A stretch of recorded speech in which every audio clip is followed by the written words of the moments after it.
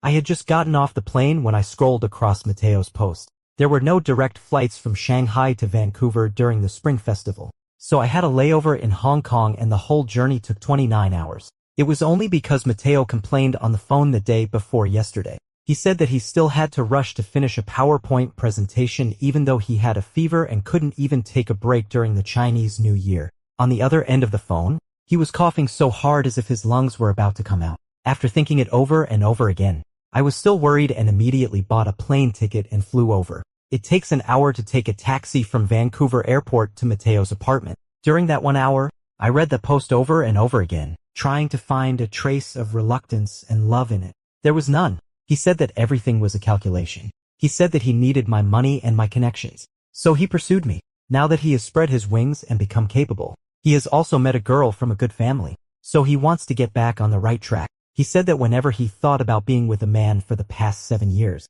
he felt disgusted. But for the sake of fame and fortune, he didn't regret it. His only worry now is how to break up with me peacefully without being retaliated by me.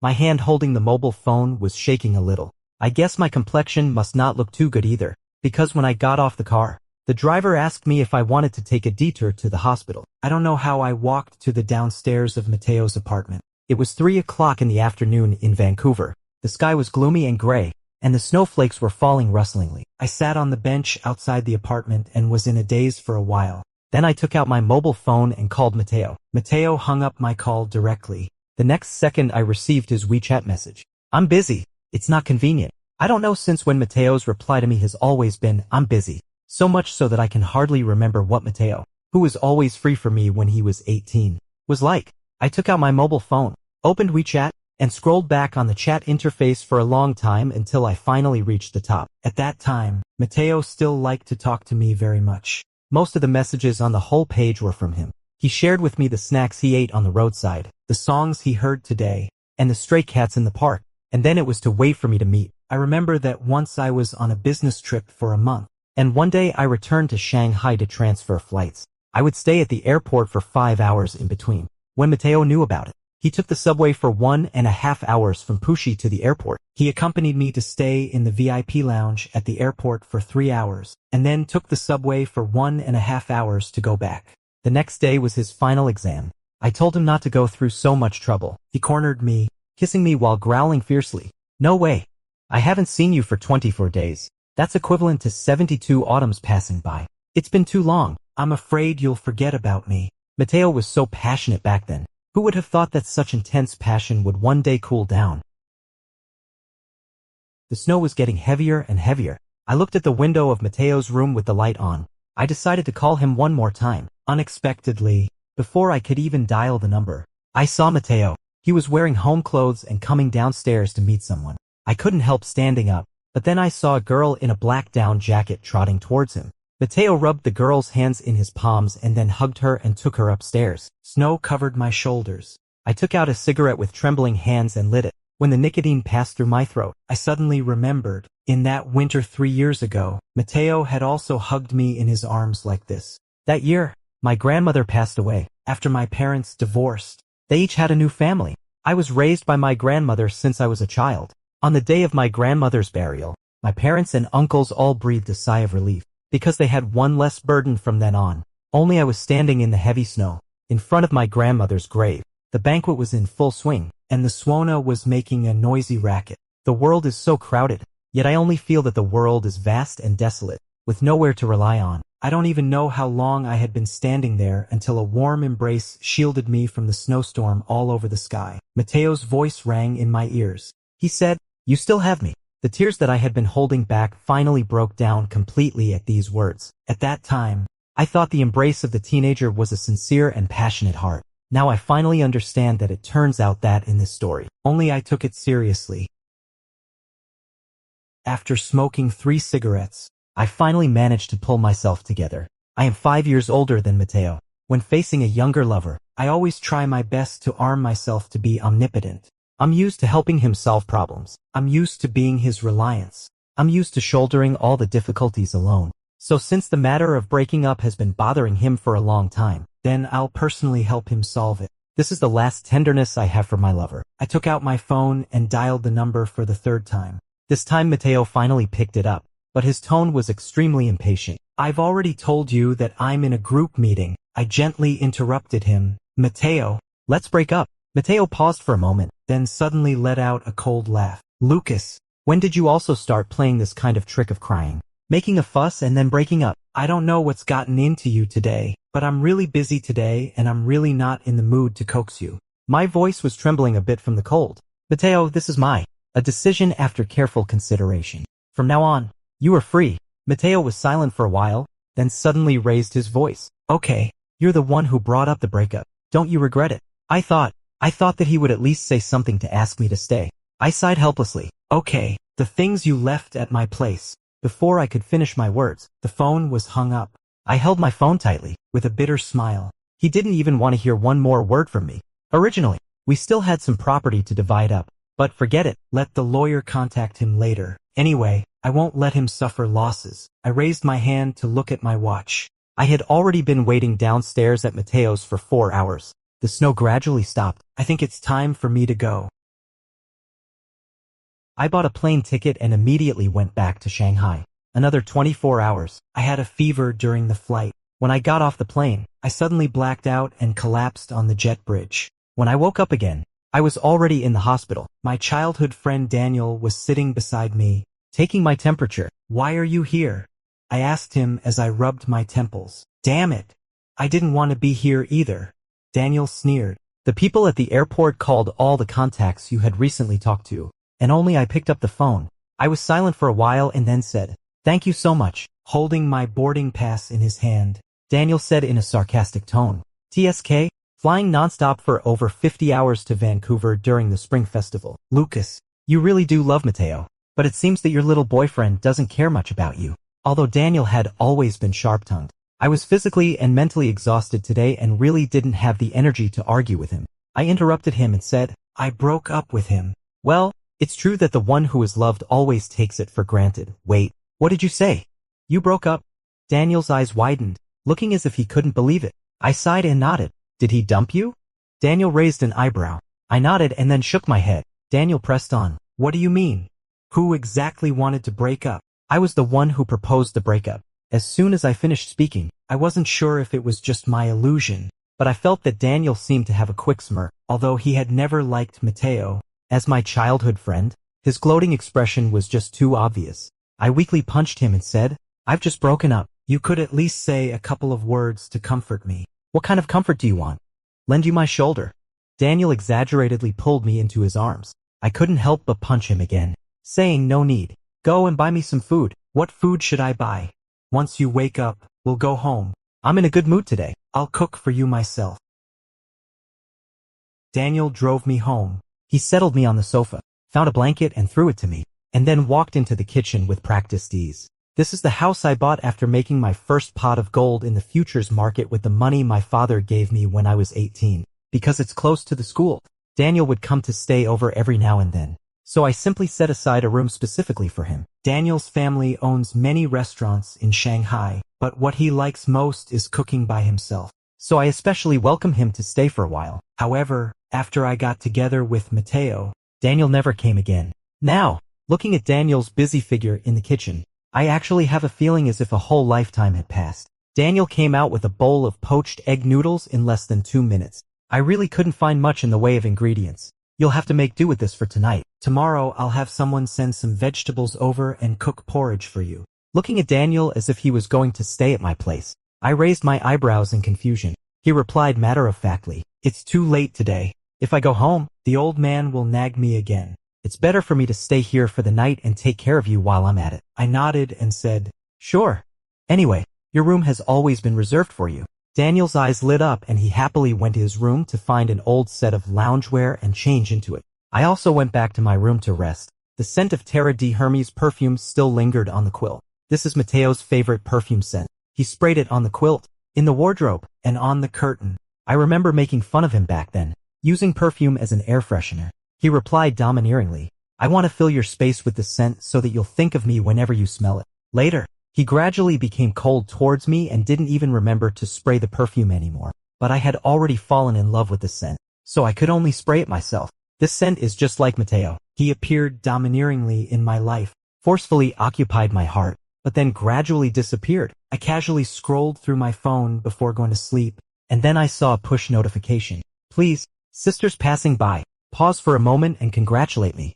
I'm with my crush today. The attached picture was a selfie of Mateo and a girl in front of a mirror. Mateo had his head down and looked a bit aloof. The girl made a V gesture and was smiling brightly. The comments below were all praising them as a perfect match. I've always known that Mateo is very good-looking. He's the kind of good-looking that can stand out in a crowd even when wearing shoddy clothes. The years have made him shed his youthful immaturity. The rich material life over these years has added a touch of nobility to him. Now he indeed looks like a somewhat aloof and noble young master. I continued to scroll down, and the girl replied to netizens in the comments section, he's not only handsome, but also an extremely excellent student. The high-frequency trading model he casually wrote achieved a 50% profit in this year's simulation test directly. Even the professors who cooperate with our company say that he is a genius. The proud and sweet tone of the girl made my heart feel a pang of sourness. Falling in love with Mateo is indeed an easy thing. Few people can resist such a person who is outstanding in appearance and also in intelligence.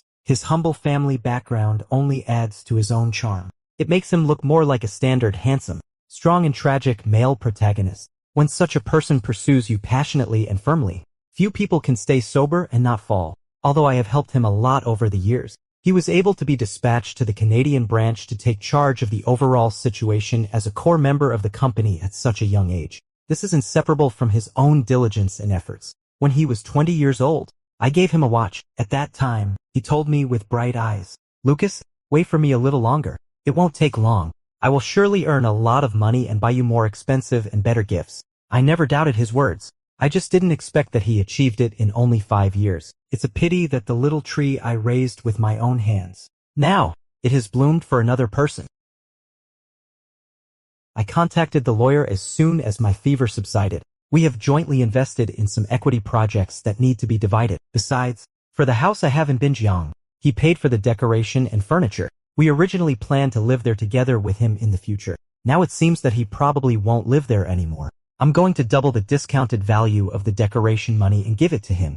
After all, he has put in so much effort. Daniel said that he had nothing much to do recently and was staying beside me to help me look over the agreement. After a while, he curled his lips and said, "You're giving way too much. Are you still having lingering feelings for him?" I shook my head and said, "I'll give a bit more to avoid going back and forth over the amount later and having unnecessary meetings." When Daniel heard that, for some reason, he was amused again. He nodded vigorously and said, "That's right. We'll never do things in a messy way." After saying that, he handed over the custard tart in his hand as if showing off a treasure. It's a replicated version of the recently super popular custard tart. It's just out of the oven. My mind was on the agreement, so I took a bite from his hand, and thus I didn't notice that the other half went into his mouth. By the time I'd confirmed the agreement with the lawyer, it was already late at night. I went to the bathroom to take a shower and get ready for bed, but I heard as if someone was talking in the living room. I walked out while drying my hair and said, "It's so late, Oliver. Who are you talking to?" Before I could finish my words, I saw Mateo, dressed in a woolen overcoat, standing at the door looking travel-worn. Mateo's face was very gloomy, but Daniel had to add fuel to the fire. He was leaning casually against the kitchen island with a glass of water in his hand, raising his eyebrows at me. "Lucas, it seems your ex-boyfriend has something to talk to you about." When he emphasized the words ex-boyfriend, I even saw the veins popping out on the back of Mateo's hand. He strode towards me, and Daniel quickly moved to block in front of me. Mateo squeezed out 2 words through his teeth. "Move aside." Daniel said casually, "Kid, take one more step forward and I'll sue you for trespassing." Don't be misled by Daniel's nonchalant appearance. He is a 9th-degree black belt in Taekwondo. Mateo's gaze pierced through Daniel's shoulder and looked coldly at me. "So, is this the reason why you broke up with me?" I was a bit confused. Why did Mateo look as if he was coming to condemn me? I thought he couldn't wait to never see me again. Why would he fly all the way back here? Could it be that something happened over there? Thinking of this, I asked him, "Why did you come back?" As soon as the words left my mouth, I felt something was a bit off. The way I asked this question made it seem as if I had something going on with Oliver and was caught in bed by him. Sure enough, Mateo sneered and said, "If I didn't come back, how could I have caught you two in the act? Now I understand why you were so eager to break up. So, you've got a new lover." I sighed, patted Daniel on the shoulder and said, "Oliver, please step aside. I need to talk to him." Daniel took a look at Mateo, walked over and put the blanket on the sofa over my shoulders. "Put this on. You haven't fully recovered from your cold yet." After saying that, he put on his headphones and went back to his room. I poured a cup of hot water for Mateo and said, "Have a seat." Mateo sat on the sofa opposite me. There was a long silence, and neither of them spoke first. Finally, couldn't hold it back anymore. "Mateo, did something happen in Canada that made you come back suddenly?" Mateo said, "What? Are you hoping something bad happened to me?" I sighed, stood up, and said, "If you're going to talk to me with such emotions, then let's talk another day. No need for another day." Mateo grabbed my wrist. His scalding palm made my skin tingle. "Let's talk now. Let's talk about when you hooked up with that person's surname Zhao. Have you done it with him? On the bed inside, or on the sofa?" Slap. I slapped him across the face. No matter how much self-restraint I have, I can't endure his repeated harsh words. Besides, it was clearly he who cheated. Why is he biting back like this? Mateo's face was turned aside by my slap. He licked his back molars and laughed in anger. "Brother Lucas, you still have the strength to hit people now. It seems that Daniel isn't good enough. When we were together, you could hardly get out of bed." Mateo's words became more and more vulgar. I was so angry that my hands were shaking a little. "Enough. Mateo, Daniel and I are completely innocent. I think I have nothing to be criticized for in this relationship. What about you? Do you dare to say that you haven't done anything wrong to me?" Mateo was stunned for a moment and quickly replied, "Haven't I been good enough to you? I've been with you since I was 20, providing you with emotional support. I was there whenever you needed me. I've always obeyed you. My studies, my work, all followed your arrangements. Whenever you threw a tantrum, I would fly back from Canada. What more do you want from me?" Mateo is really smart to actively pursue me for the sake of using me, and then claim it as providing emotional value for me. He described my painstaking efforts to support him and plan his studies and career as his obedience to me. He depicted his cold violence as my throwing a tantrum. He downplayed everything and distorted the truth. If I hadn't come across his Facebook, if I had really just been throwing a tantrum, maybe I would really have been convinced by him, and even felt sorry for him flying such a long way back just to coax me. But it was snowing so heavily in Vancouver that day. I was standing in the snow, shivering to the bone. There were two voices arguing in my head. One said, "Wait a little longer." The other said, "Let it go." I was looking at our WeChat chat interface, and all the messages were sent by me. The last message still remained on my sentence. "Call me back when you get home. I'm worried that you might pass out from the fever with no one to take care of you." But I never got a reply from him. So worried, I bought a plane ticket overnight. I flew thousands of miles to make sure he was safe and sound. I rushed to the downstairs of his apartment. The window of his apartment was lit with a dim yellow light. During the first hour I stood in the snow. I told myself that as long as he answered my call, I would pretend that I knew nothing. But he hung up on me and told me he was busy. During the second hour I stood in the snow. I told myself that as long as he called me back after he was done being busy, I would tell him that I was waiting for him downstairs. During the third hour I stood in the snow. I told myself that I should take the initiative to talk to him and try to persuade him to stay. Then I saw that girl in black. During the fourth hour I stood in the snow. My hands and feet gradually became numb from the cold. The once passionate love in my heart gradually froze into ice. With just a light poke, it shattered all over the ground. So, I persuaded myself to let it go. Let's part on good terms. I just didn't expect that Mateo would turn the tables on me. He actually asked me, "What more do you want from me?" I looked at Mateo, who was being aggressive right in front of me. I also really wanted to ask, what more did he want from me?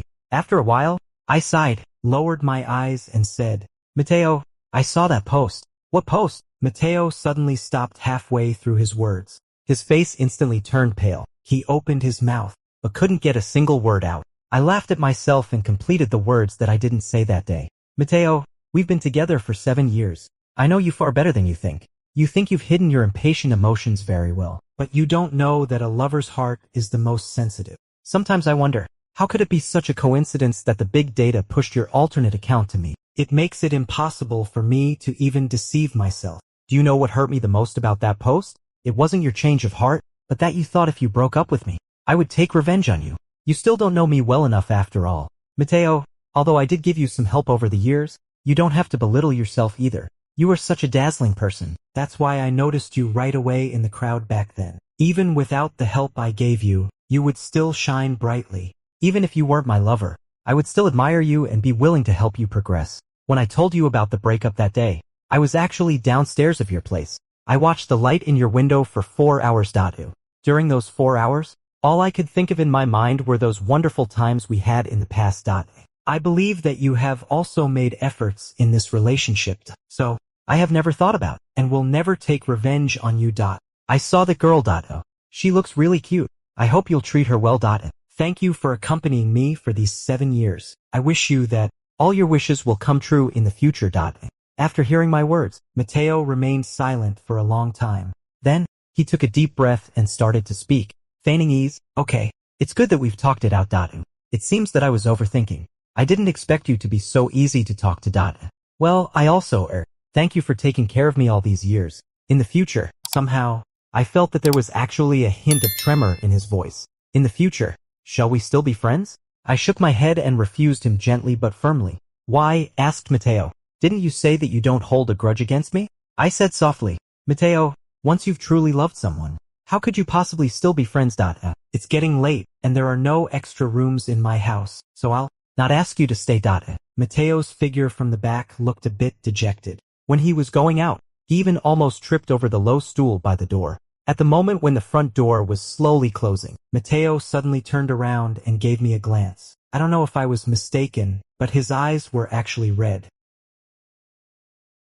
After I closed the door and just as I turned around, I almost bumped into Daniel. Oliver, what are you doing? Daniel snorted twice and said, see how long you were going to look back with such reluctance. I gave him a kick and said, if you keep talking nonsense, you can get out too. Daniel scurried into the kitchen and took out a piece of lemon cheesecake from the fridge. Come and have a taste. I just made it this afternoon. I learned it from a Michelin star chef in my family. I raised my hand to check the time. It was 11 o'clock at night. You want me to eat sweets at this hour?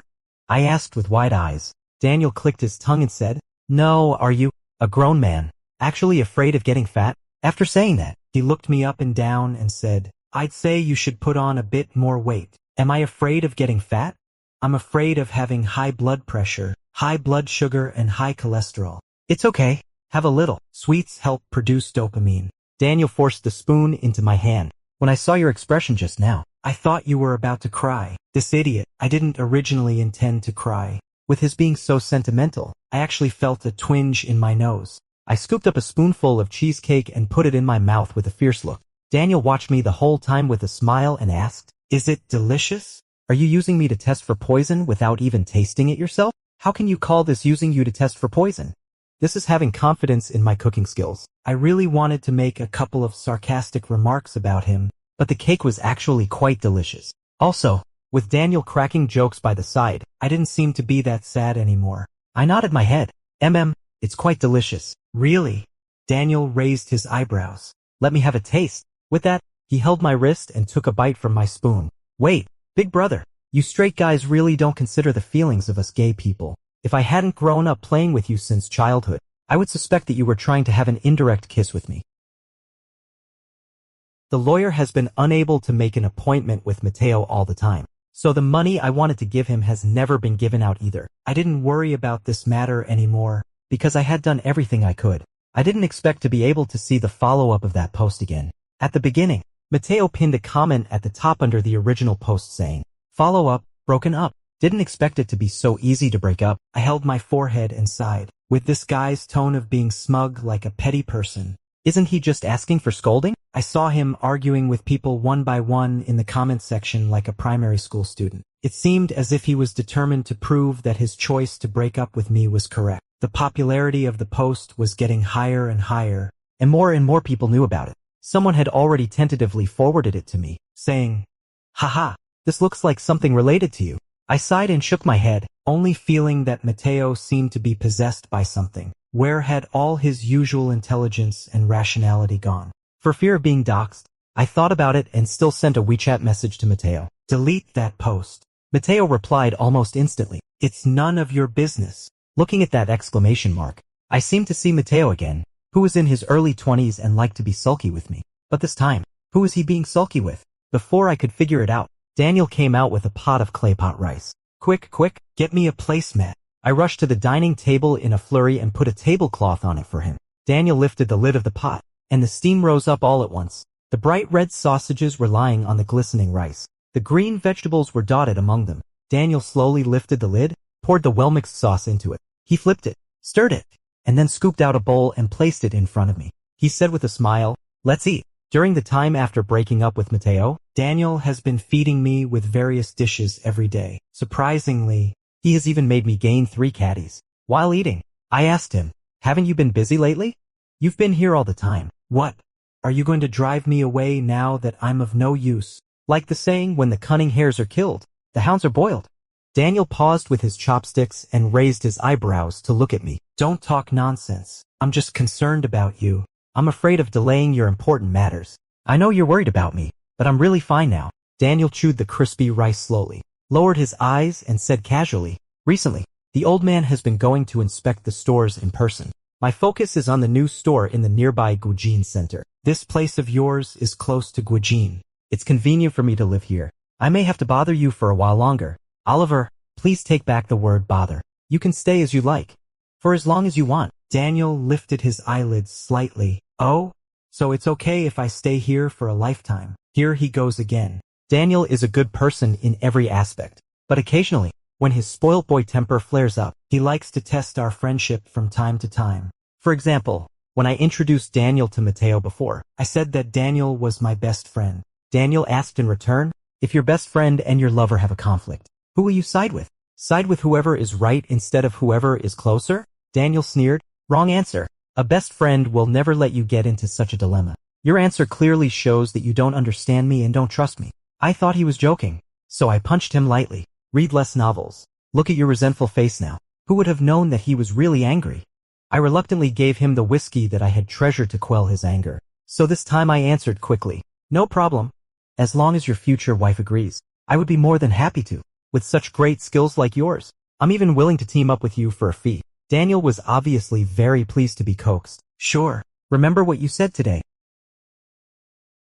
Less than 2 days later, the European branch of the group took on a big project and I was sent there to provide support for 2 months. Since I left in a hurry, I didn't even have time to tell Daniel. I only sent him a message saying that I was on a business trip to Paris. Who would have known that on the 3rd day after I landed in Europe, I received a call from Daniel. "I'm at Charles de Gaulle Airport now. Where's your address?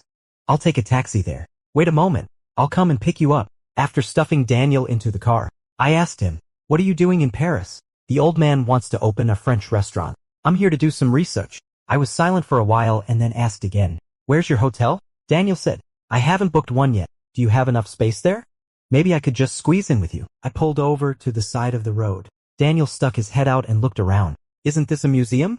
Do you live here?" I snorted coldly. "Stop pretending." Daniel swallowed hard. "What do you mean?" I had a ridiculous guess, but then again, I thought it was highly unlikely. But my intuition tells me that I'm not wrong in my guess, so I simply asked Daniel outright, "Do you like me? Otherwise, I really can't explain why he has been staying at my place for a month. He stays with me every day and cooks for me. And now, he has even chased me all the way to Paris, even for good buddies. This is going too far." Daniel was stunned for a moment, and then nodded as if a weight had been lifted off his shoulders. "I was actually worrying about how to tell you this. Since you've already figured it out, I won't hide it anymore. Yes, I am courting you." Now it was my turn to be stunned. But I remember you're straight." When I was in high school, I had a secret crush on Daniel. After realizing my sexual orientation, I had once probed him indirectly. One evening when we were walking home together after playing basketball, I was chatting with him casually as we walked. "Did you see the trending topic yesterday?" "What trending topic?" "The one that was discussing whether the musical prodigy and the pianist are together." "How could that be possible? They're both men." "So, can't 2 men be together?" "It's not that they can't. But anyway, I've never thought about it." "Why are you asking this question?" "Don't tell me." "No, it's not what you think. I just asked casually after seeing it." "That's good. You almost scared me to death." The setting sun that day stretched Daniel's shadow very long. I think that even my best friend couldn't accept coming out of the closet. Then I'd better bury this secret deep in my heart. It wasn't until later that I met Mateo. He could tell my sexual orientation at a glance and launched a passionate pursuit of me. He said that there is no right or wrong in loving someone. If there is only one sexual orientation in the world, it is the direction of the heart. So, there's no need to feel ashamed of your own sexual orientation. With his encouragement, I gradually accepted my own sexual orientation. I remember when I summoned up the courage to tell Daniel that I was with Mateo. Daniel had a look of astonishment on his face. You never said before that you liked men, did you? I touched my nose and said, I was just afraid that you couldn't accept it. But you've occasionally invited me to watch gay movies together in the past 2 years. The general environment has improved a lot. I feel that your mindset should have changed. So I'm coming clean to you now. He asked incoherently. Are you really? Really? Sure about this? What's so good about that kid? What's good about him? I replied back then. Because of him. I bravely faced myself. Daniel was a bit downcast at that time. I thought this kind of dejection was due to the fact that his best friend had a significant other and he would gradually fade out of his friend's life. As it turned out, with Mateo around, the time I spent playing with Daniel did indeed decrease. Although we still got together regularly, it was far from being able to find each other at any moment like before. I had always thought that Daniel was straight, but now I have a bold guess. He might have had some feelings for me back then. Daniel quickly confirmed my guess. He gave a bitter smile and said, when did I ever say that I was straight? Back in high school, I asked you what you thought about that music couple. I was so focused on studying back then and hadn't come to my senses yet. Daniel replied through gritted teeth, didn't I ask you to watch a gay movie with me later? Which straight guy would ask someone to watch a gay movie? I was left speechless for a moment and retorted, not wanting to be outdone. Didn't you say those were complimentary tickets? I thought you just thought it was a pity not to use the free tickets. Daniel was so angry that he almost spat out blood. When I was in college and stayed at your place every day, always by your side, didn't you notice anything at all? I thought you were straight back then. I didn't even dare to think in that direction. Then why didn't you tell me back then? Daniel said, I was planning to tell you. I was afraid that a normal confession would seem too casual, so I even prepared a little ceremony. But before I was ready, you got together with Mateo.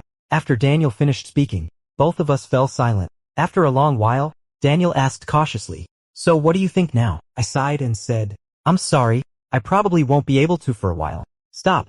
Halt, said Daniel. How about this? Just pretend you don't know about this matter. Let's get along just like before. Okay. I shook my head and said, that wouldn't be fair to you. Daniel said, who cares? Can I do it if I'm willing? No. Daniel is the only and closest person to me in this world. I don't want to hurt him, nor do I want to let him down. So before I've thought it through thoroughly, I don't want to give him too much hope. In the end, Daniel couldn't out-argue me and flew back to our country the next day. Before leaving, he asked in a pitiful tone, can I still stay at your place? My villa is too far from the International Finance Center. I really don't want to get up early. Probably it was rare to see him feigning pitifulness. Although I knew clearly it was just an excuse of his, I still couldn't help but agree to him. I threw myself completely into work abroad. Once a person gets busy, those things like love and affection don't seem that important anymore. The next time I heard news about Mateo was from a PDF forwarded to me by a friend, Lucas. It seems Henry has been reported to the company. I clicked on the PDF and found it was written by that girl in the black down jacket. She began her complaint by accusing Mateo of pretending to be straight while being gay and deceiving her feelings. I thought she would focus on writing about how Mateo deceived her feelings. What kind of losses did it cause her, and what were her demands? As a result, the large chunks of screenshots later were actually all the chat records between Mateo and me, as well as various group photos. The more I read, the more something seemed wrong. On the surface, this girl seemed to be complaining about Mateo, but in fact, she had been writing about the past between Mateo and me all along. She even wrote a sentence at the end, anyway. I only dated him for 3 days. I wasn't cheated out of money or seduced. I even gained a male best friend. But I hope he can recognize his own feelings and stop causing harm to others. I searched for the public opinion on the internet and found that almost everyone was unilaterally sympathizing with me. What's even stranger is that Mateo directly used his main account to argue with netizens. He listed all the good things he had done for me one by one, stating that although his motives were not pure, he had never done anything wrong to me and thought that everyone had no right to judge him. There was a highly liked reply that said, I feel sorry for his 7 years, and your words are still trying to prove that you love him. I felt that this situation was getting weirder and weirder, so I found the girl's account on Facebook and sent her a private message. The girl quickly added me as a friend. The first thing she said to me was, I didn't write the PDF. I heard a different version from this girl. The girl said that Mateo was her crush. When she had been chasing Mateo for a month, Mateo agreed to try dating her. But on the 3rd day of her dating Mateo confessed his sexual orientation to her. The girl said that she was really shocked at that time, but fortunately her feelings for Mateo weren't that deep. It was more of admiration. Actually, when they were dating, she thought Mateo was rather boring. He was either reading research reports or writing code. Besides, when Mateo broke up with her, he gave her Hermes, so she didn't hold it against him either. Originally, she and Mateo had parted on good terms. Who would have known that half a month later, Mateo suddenly asked her to spread a PDF in her name. The girl said, "Actually, I can understand what he wants to do.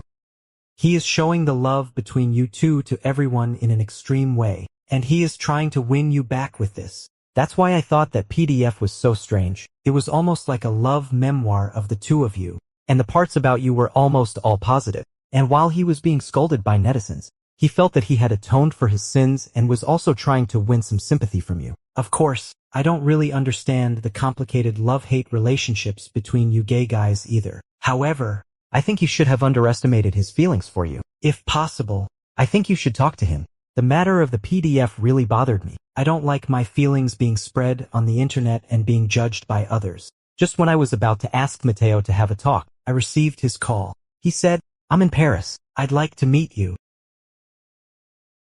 In fact, it had been just over a month since I last saw Mateo. When we met again in the corner coffee shop, I could hardly recognize him. He had lost a lot of weight and had dark circles under his eyes. He was wrapped in a trench coat, looking empty and desolate. I ordered a cup of hot cocoa for him and added an extra pump of syrup. Mateo sat silently opposite me, almost turning into a stone statue.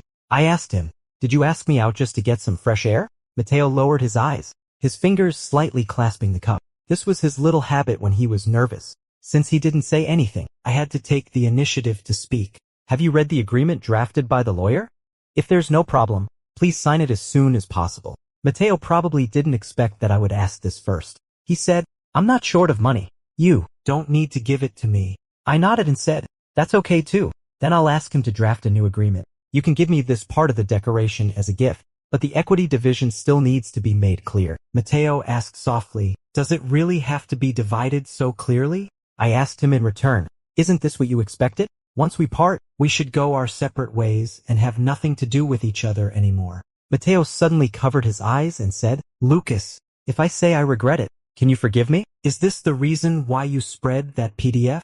Trying to analyze your feelings for me in front of the public?" Mateo's face was as pale as death. "You already know everything?" I smiled knowingly. "After all, we were lovers for 7 years. But Mateo, although you were with me for 7 years, you didn't understand me well enough. Once I've made a decision, I won't change it. So delete the post, cancel the account, and end this farce." Mateo suddenly said, "Lucas, from the moment you sat down until now, you haven't even asked me how I've been lately." I raised my eyebrows. "Isn't it obvious? Whether it's regret, annoyance, or being lovesick because of someone, that's all your business. If you still care even a little bit about the impression you leave on me, please don't show up in my world again. Don't disturb me anymore." Mateo's tears silently rolled down, one drop after another. It was like a rain falling. With his eyes red, looking at me with pleading eyes, he choked and said, "Can't you just give me one more chance?" I calmly asked him, "Can you turn back the time to the moment before I saw the post?" Mateo finally covered his face and burst into uncontrollable sobs in the coffee shop on the street corner where people were coming and going.